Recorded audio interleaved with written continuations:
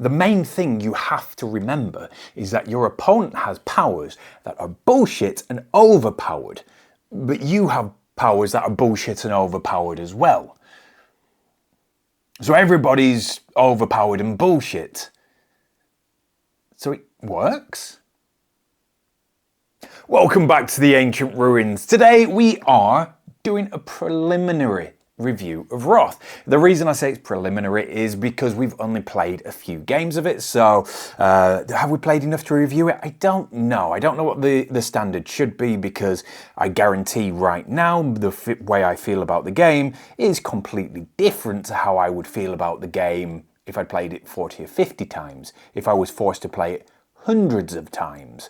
So preliminary review, go.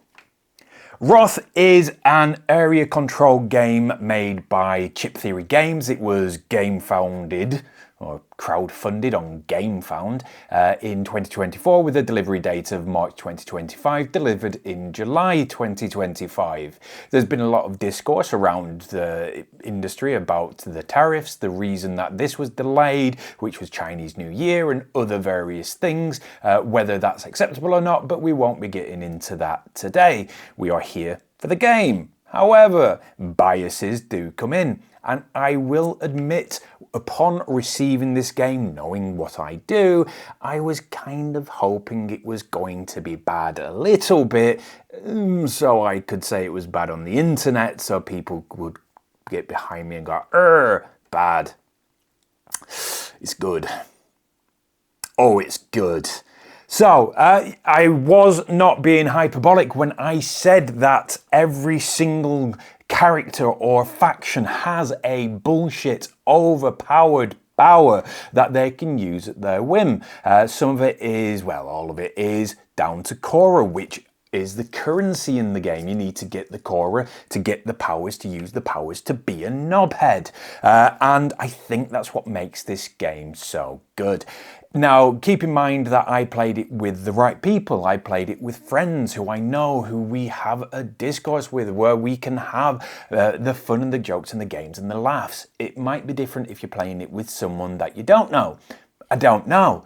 But the fact that the powers are bullshit, and they are, and I'm never going to stop harping on about that. It doesn't make them bad, they're just bullshit. The Uglan, the business orc, my love, my cherished, who is over there and not in front of me for some reason, I set this up wrong, has a power where they can pay a single Cora and just murder someone. That's it. But in fact, that's not it. They can pay a single Cora, and you get one of these every round, to murder someone and replace them with your own token. So you could go, I spend a Cora, I'm going to murder this guy. He's gone. Be gone. Hello, friends. I was here all along. That's kind of bullshit. And then it gets worse. Because part of the setup process is you do get 3 of these faction cards. Now, you choose them in secret and you place them face down until everyone's chosen, and then you reveal at the beginning of the game. And there's 3 of each for each faction. If you didn't buy the expansions, you should have. Then you've only got 5 factions, I believe. I think it's 7 with the expansions. Get the expansions. I don't know why it matters. You've got enough game in the box, but it's just so pretty. I'm looking over there because that's where the expansions are. They're so pretty.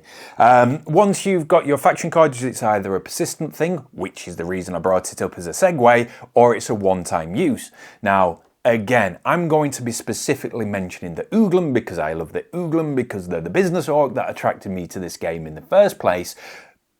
The Uglan has a persistent power, which when you spend a Cora to infect, I guess it is a parasite, one person, they can do it in adjacent land as well. So if I'd had that power, I could have gone, hi, I'm now you. Hello, I'm now you as well.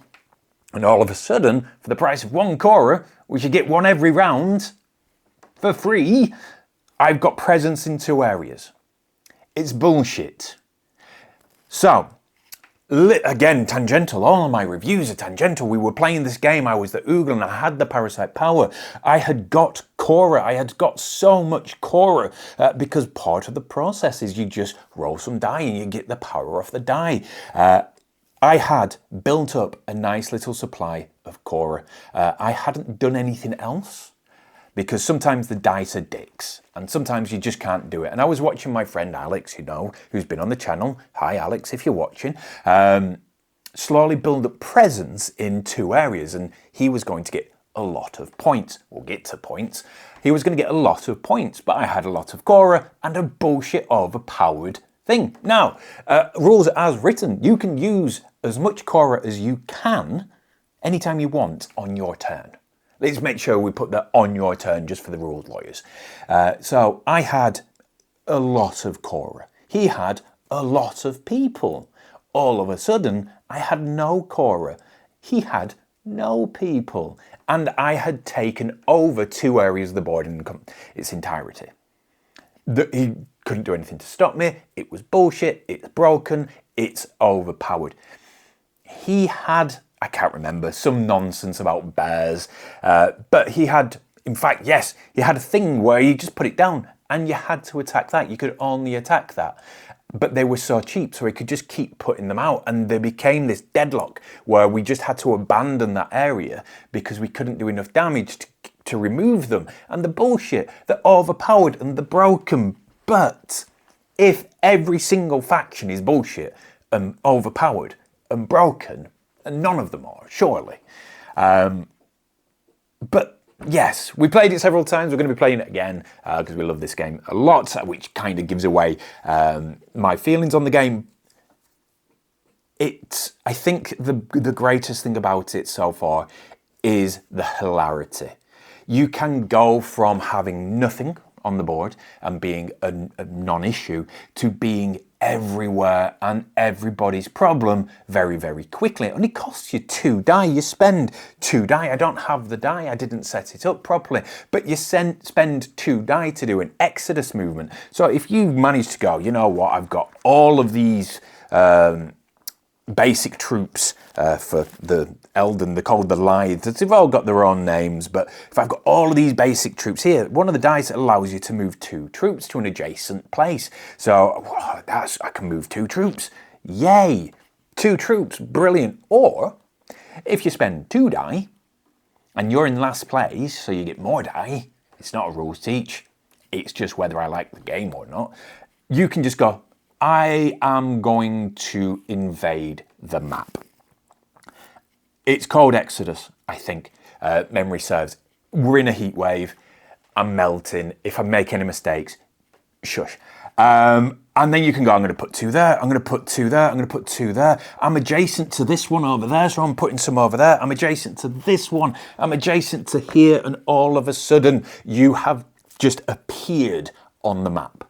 You have just, everyone's now looking at you like you're mental. What are you doing? That's not a rule. It's a rule. It's a thing that you can do on any turn, and you can do it from any position. It doesn't have to be your deployment zone or your landing zone. It can be from anywhere. If you had a load of people on 7, you could just expand into 5 and 6. So it has to be adjacent, so there are mild rules. But the game is so swing it in the best way. It's risk with extra steps. It's fun. Now, let's go and do some generic normal review things because people like generic normal review things. Let's do component quality. It's chip theory games. For most people, that is enough. You know it's chip theory games, you know the component quality is amazing. I'm so glad they made this. Neoprene, the mat is fantastic, though it has been stored, rolled for quite some time, so it's taken some time to flatten out.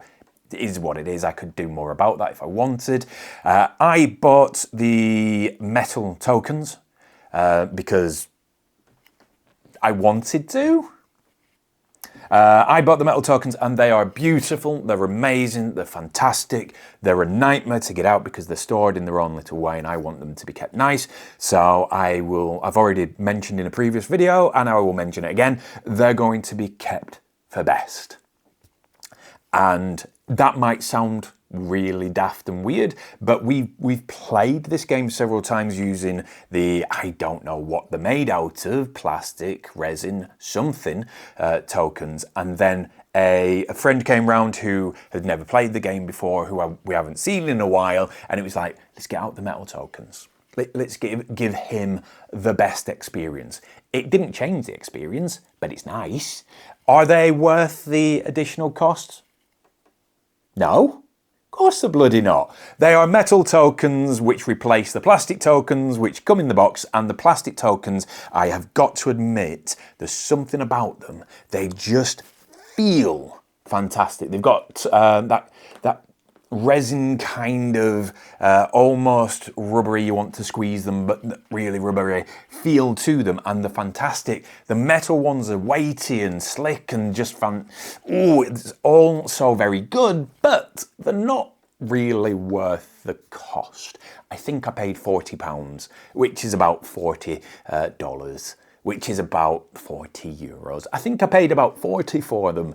You do get all the tokens for all the factions, including the expansion factions, whether you want them or not. With the metal tokens, they all come in the same box, and it does mean that if they do, and I hope they do, release more expansions, there's definitely room for them in the box, in the main box for the expansions, not in the metal token box for more expansions.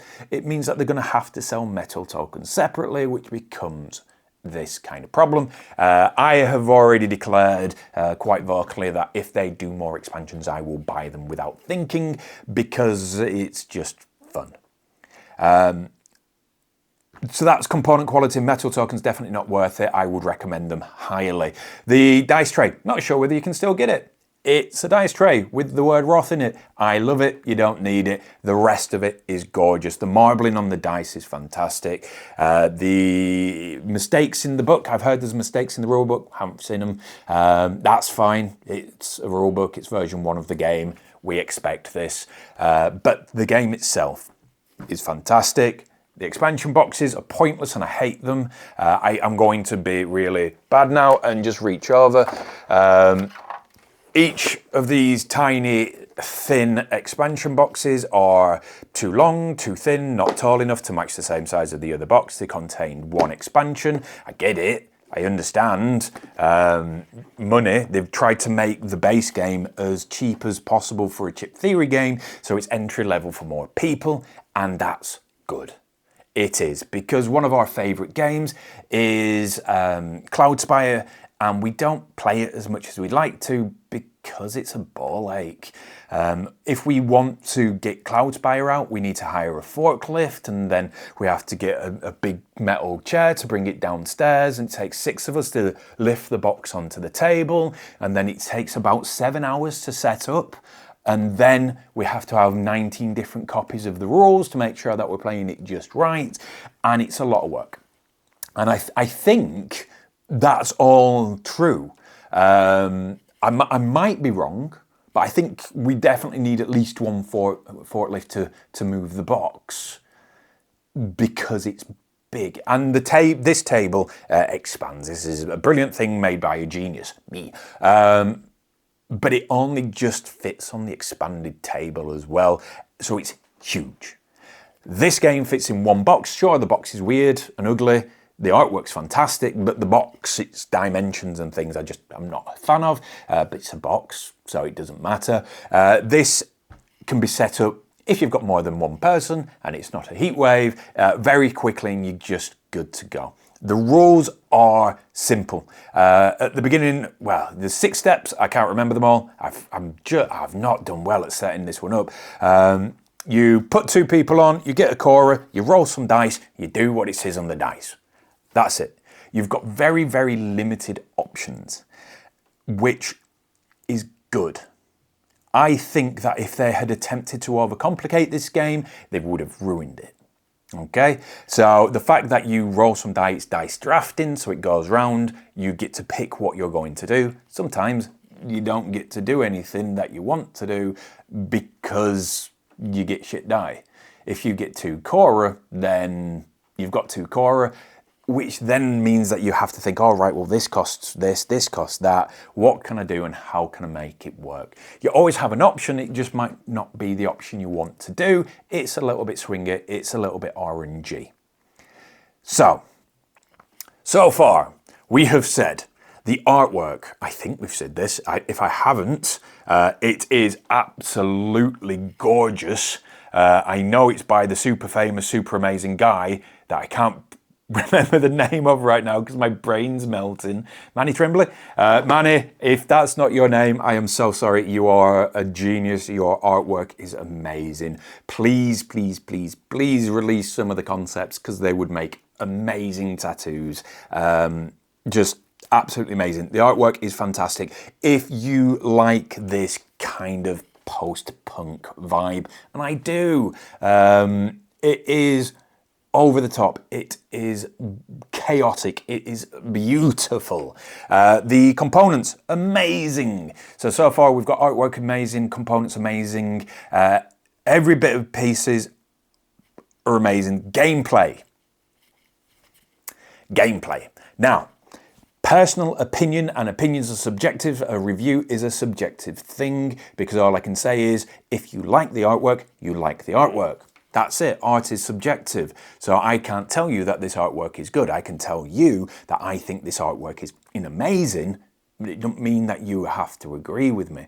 The component quality, that is objective. It is good. It is very good. Whether you like what the components look like or not is subjective, that's down to you, but the component quality is amazing. So subjective and objective, and this is where we're going to struggle a little bit with the gameplay. It is, and I am being reductive with this, it's risk with extra steps.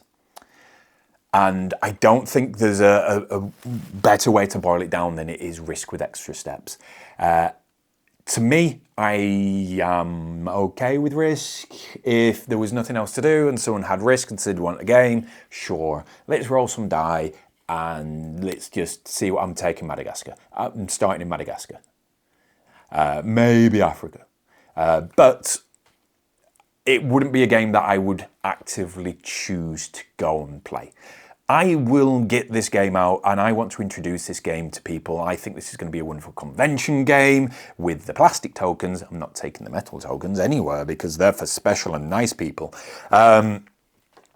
It is very weird with the timings though. It's first to 30. So first to 30 points wins the game. That's a lie. It's first to 30 ends the game, then the person with the most point wins. Apologies, there's a correction. You can tell that these are rambles. And that can happen relatively quick, or that can happen relatively slow. With playing with the right people, and I do think this changes games completely. So this is why reviews are subjective rather than objective. I can tell you that the artwork is good for me, the component quality is brilliant, and the people that I played with made this game hilarious. And that's what I want. I want a good time. I want a story to tell afterwards. I was playing Venner, the really, really incorrect artworked card, but that's fine. It's not a mistake. I was playing The Witch and it has the pretty girl on it, so I couldn't find the fate cards for quite some time, and then my friend just went, they're literally here. It says the word on. Wasn't looking for the word, I was looking for The Witch. Anyway, I was playing the expansion and there were 4-player game, which does change the dynamic a lot when it's a 3-player or a 4-player. 4-player game, and there were a lot of fighting going on that side of the map. And I was just over here and I just started here, then I expanded here, then I expanded here, and then I expanded here. And it became an in-joke where the guy who had put a big foothold over on this side, and people were just trying to take that foothold off him because it was worth 3 points, were getting really angry that no one was attacking me and I was just slowly expanding. I was, don't worry about it. Don't worry about this. Don't worry about it. I know that you're gonna have to attack me, but let's deal with him first. He was fuming. It was hilarious. He was fuming in the best way. We're friends, so it's okay. If you're gonna be playing with someone who is not a friend, maybe the game wouldn't be as fun. I'm not sure. It's a tricky one. But I think that's true about anything. A bad player can ruin any game. But I definitely think this is more akin to get with your friends, get a few beers, and just enjoy the stupidity. This is Risk turned up to 11. The artwork is just over the top. Ratings wise, we are still trying to figure out how we're doing ratings on the channel. We have kind of got to the idea of we'll just do the should you leave it or get it and everything in between. Now this one is a little bit trickier than normal because it is skewed. At this precise moment in time, I don't know how much any of this is going to cost. Because of the tariff situation, I know how much I paid for it, which was a lot. For a board game, I think it ended up being £120, which is quite expensive for what it is. This is their entry-level board game. £120 entry-level board game. I obviously did buy the expansions, the metal tokens, which were 40, and the dice tray as well, so there's a lot of superfluous things that don't matter, that you don't need, so you could potentially say that their entry-level board game is about £60, but it might come down a little bit higher due to tariffs, etc. So at this precise moment in time, if you just wanted the base game, which comes with enough content to last you so long, so very, very long. So if you think that 60 quid, $60, $70, some shekels, whatever your currency is, if you look at that and go, that's about $60, $70, pint-wise, let's do beer math, 12 hours worth of entertainment. If you can get 12 hours worth of entertainment out of it, I think you're on to a winner. Now, from my personal, subjective point of view, I will play this as much as possible until I've played it to death, which is fine. Am I going to get 12 hours out of it? Absolutely. Absolutely I am. We've already hit half of that probably from playing it already. I've still got the solo mode, which I'm not reviewing today because I haven't done it, so I don't know whether it's any good to give a go. That'll be coming to the channel soon. And we've got more to record as well, where we play this for you guys. So we're definitely easily going to get the amount of the 60. Is it worth the 120? No, it isn't. It's not worth 120. So, if you want all the extras and the shinies and the bits and the pieces and you buy it all at once for 120, if you want it, amazing. I am not judging, I cannot judge, I've done that and I do not regret spending all that money. But if you are on the fence of whether you're going to like this game, no. It's a no. Now, just the base game, I would still, for most people, if you haven't played a chip theory game, if you don't like Risk, even though it's not very much like Risk, if you think area control with all your powers turned up to 11 might not be for you, find someone with a copy and try it. If you do then think you might like it from there, buy it. And on the flip side, if you do like chip theory games, if you're used to the work and the smell of their cards, smells like opulence, and you do like Risk and you do like area control and overpowered stuff, buy the base game. Just buy the base game. These are 2 editions. They don't add anything. That's a tricky thing to do. They don't add anything new to the game. They just add more characters. So they're not base game expansions, the character expansions that you can use with the base game. Whether you think that's good or not, that's down to you. So yeah, I think we're going to end there rather than rambling on a tangent. If you think that Chip Theory Games is something you can get behind, this is a buy it now. If you are on the fence, it is a try before you buy, because the swinginess, the RNG, the over the top, you will, and I guarantee you will sit there the first time you play this, and the second time you play this, and the third time you play this, and the person across from you will say, I'm going to do this thing. So the Ooglan, oh, I'm going to spend my power and I'm going to move 10 of my basic troops just over here because I can. You're going to sit across from them and go, you show me that that's true, because that's bullshit and that's broken.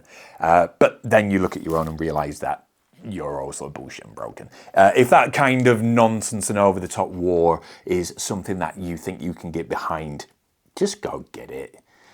Just end the video right now and go see how much it is in your area. This is not sponsored. In fact, I think I've been bad-mouthing Chip Theory Games a little bit around the way that they have handled this game. They have not taken any personal responsibility for any of the delays, even though some of it is literally down to them, which is a bit of a mean thing to say, but when they made choices that impacted the delivery date of the game, that weren't impacted by the tariffs. That was a personal choice by the company that they thought they could do a thing and they failed to do the thing. They haven't taken any personal responsibility for that. They've just said it's the way of the world, it's the way these things go, and it's the way things happen.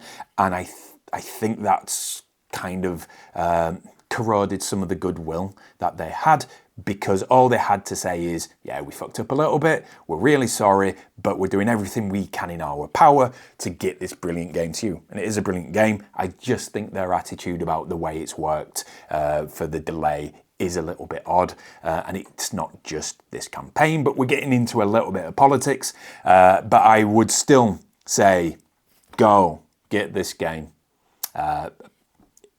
Yeah, that's the end. I could waffle on for ages about everything. We could go through all the components one by one, and we could go over the marbleized dice and how beautiful they are. But at the end of the day, regardless of the politics that are going on with Chip Theory Games, they're still a good company. They are good people. They are very involved in the Discord and all of that, and you can speak to all of the designers, and they always are just lurking around. You might not get a response, but they are lurking. We've seen them. So politics aside, they are fantastic people. They are a fantastic company.